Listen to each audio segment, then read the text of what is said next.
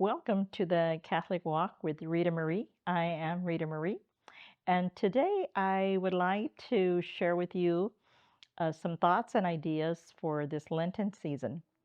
Before I do that, I'm going to go ahead and share with you a little bit about my particular reason for bringing Lent up. There's so many issues, so many topics, so many devotions, and different ways that we can appreciate and go through Lent.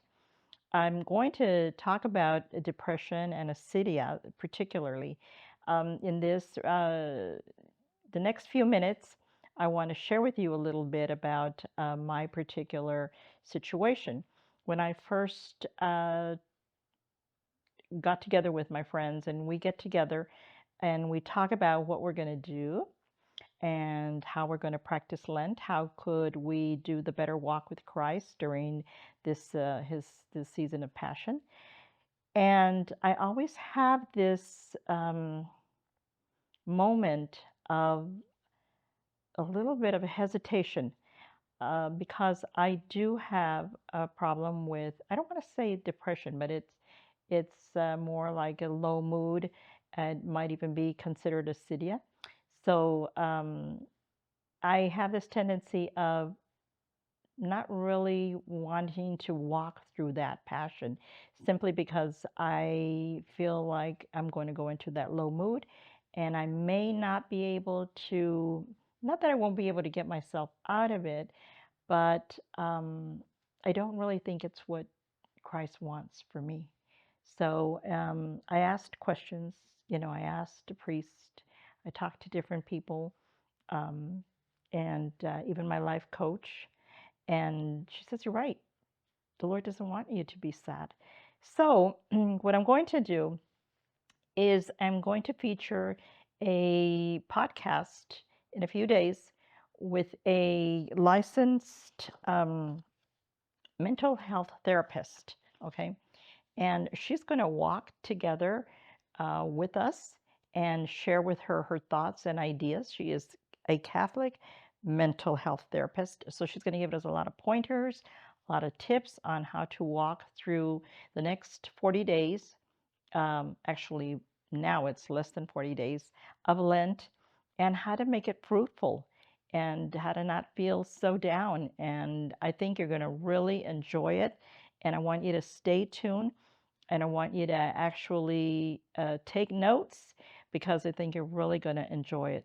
So for now, I'm going to share with you a little bit about my story.